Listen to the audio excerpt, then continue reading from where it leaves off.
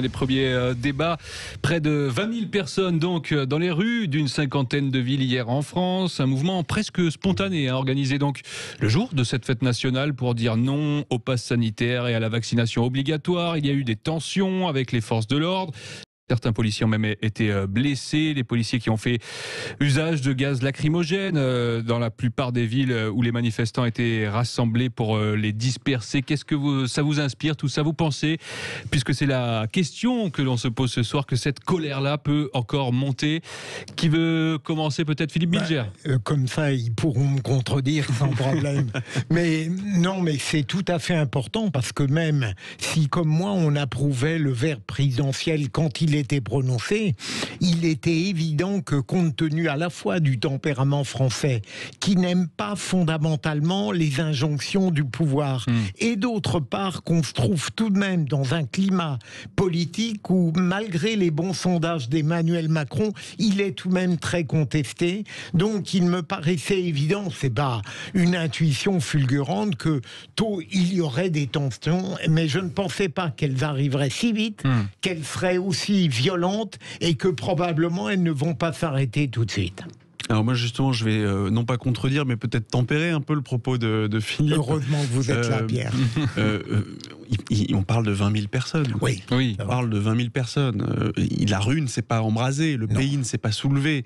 Parce que je pense que tout le monde comprend. En réalité, tout le monde comprend ce qui est en train de se passer. C'est-à-dire que on a vécu une année, plus d'une année complète au rythme des confinements, des déconfinements. Est-ce qu'on veut à nouveau vivre une année supplémentaire au rythme des confinements, des déconfinements? Est-ce qu'on veut à nouveau mettre des pans entiers de notre économie à terre? Est-ce qu'on veut à nouveau fermer nos cinémas, nos théâtres, nos cafés, nos restos, nos bistrots? Non.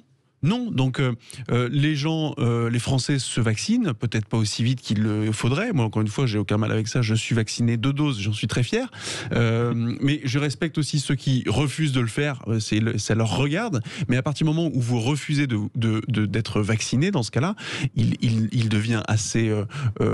Il n'est pas inconcevable qu'on vous dise dans ce cas-là, dans une salle dans un théâtre ou dans un cinéma, c'est plus compliqué, du moins vous pouvez vous y rendre mais à condition d'avoir un test et que vous soyez pas positif puisque vous n'êtes pas vacciné. Donc on prend toutes les mesures nécessaires pour protéger la société de ceux qui pourraient être porteurs du virus. Ça me paraît être une mesure de bon sens.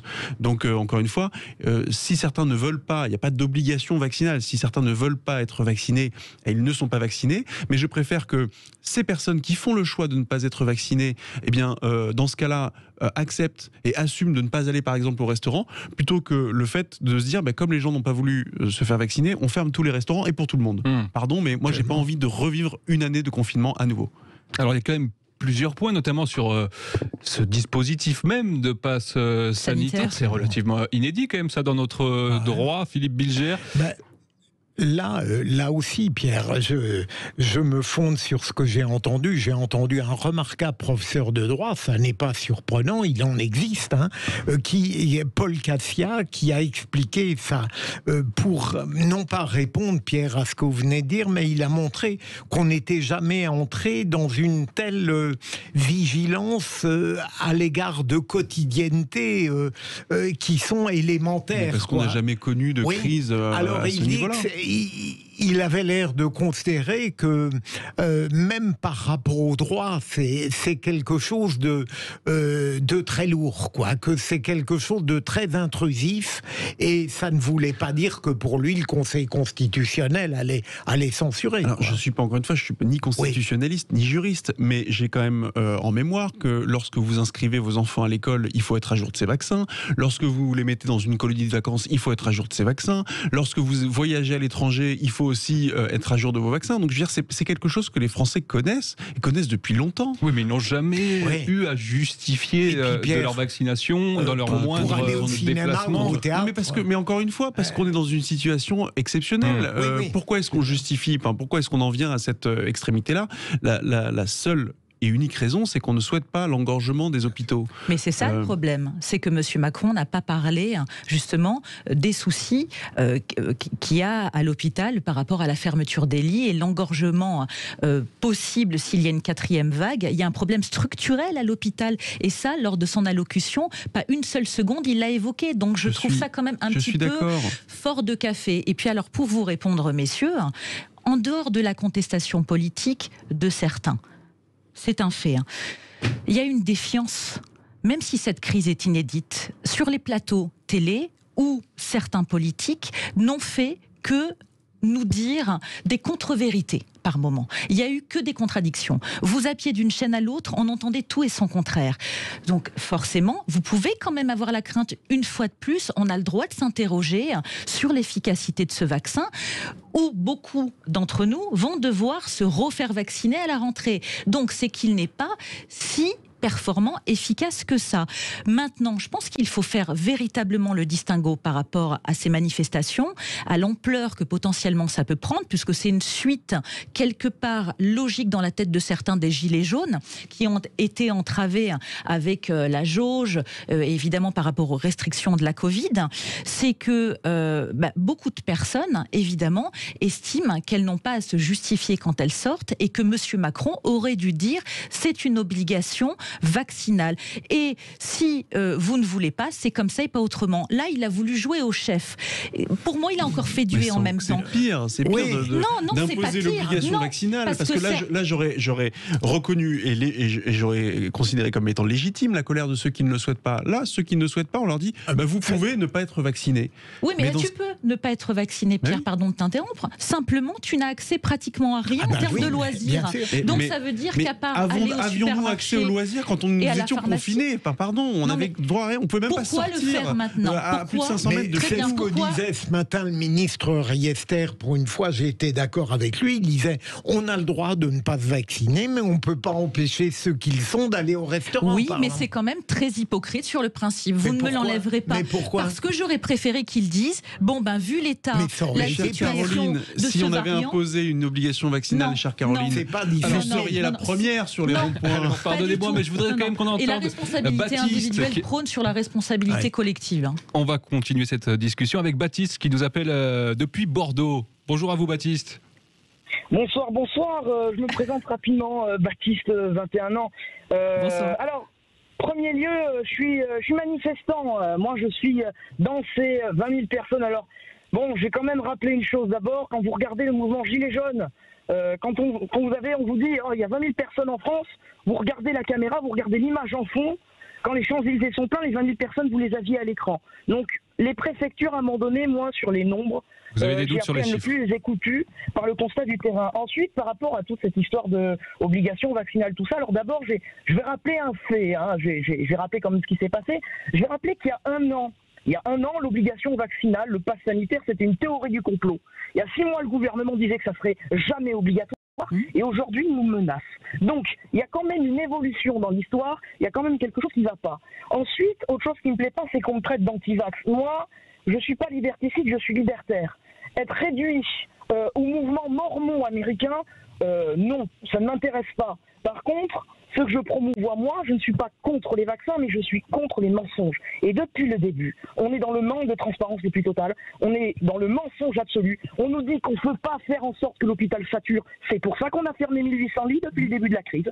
C'est logique. On nous dit qu'on est dans une situation exceptionnelle. Alors oui, la première vague, il y avait réellement une situation exceptionnelle, mais les chiffres, c'est 4 millions de morts dans le monde sur 7 milliards d'habitants. J'aimerais savoir où est l'exceptionnel. Les chiffres de Santé publique France, c'est 0,3 à 0,5% de morts.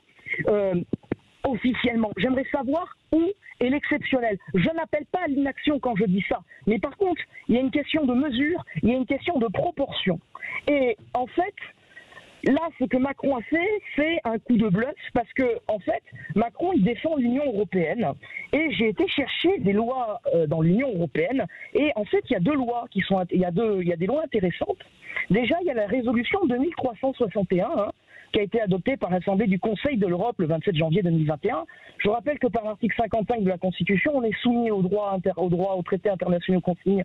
Je vais vous lire quand même 7.3, pour ce qui est de garantir un niveau élevé des vaccins, 7.3.1, de s'assurer que citoyens et citoyennes sont informés que la vaccination n'est pas obligatoire et que personne ne subit de pression politique, sociale ou autre pour se faire vacciner s'il ou elle ne souhaite pas le faire personnellement. 7.3.2, de veiller à ce que personne ne soit victime de discrimination pour ne pas avoir été vacciné en raison de risques potentiels pour la santé ou de ne pas vouloir se faire vacciner. Alors, merci beaucoup Baptiste. Beaucoup de choses ont été dites. Sur quoi on peut commencer? Peut-être sur cette... Je voudrais rebondir sur ce que a dit votre auditeur, quelque chose de très juste.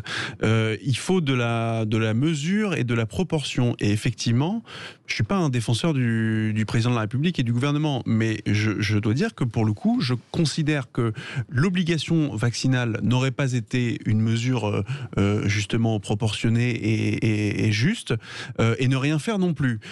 Au contraire, je pense que ce qui aurait été démesuré, c'est d'imposer un reconfinement total pour tout le monde, pour justement préserver nos hôpitaux. J'entends bien le débat sur la capacité hospitalière, mais encore une fois, lorsque vous avez un incendie, la priorité, c'est de l'éteindre. Et ensuite, vous réfléchissez à comment est-ce que vous faites pour que ça ne se reproduise plus. Donc là, on est en train de traverser un incendie. Donc il faut qu'on essaye de l'éteindre à tout prix et qu'ensuite, les réformes structurelles sur la capacité hospitalière, sur le système de santé, tout ça puisse être remis à plat, effectivement. Et c'est important. Mais même si on lançait la réforme dès aujourd'hui, qui pourrait penser qu'on aurait 3500 lits supplémentaires en 15 jours? C'est quand même important. Donc, quand on voit l'état de santé exactement et le burn-out de certains soignants, et on peut se poser la question de ces soignants qui, pour beaucoup, sans être une fois de plus des antivax, ne veulent pas se faire vacciner ou vont décider de démissionner. Alors eux, ils sont irresponsables, hein. Les soignants. On peut penser ce qu'on veut. Là, c'est tout sur même, la question. C'est pas le commun des citoyens, mais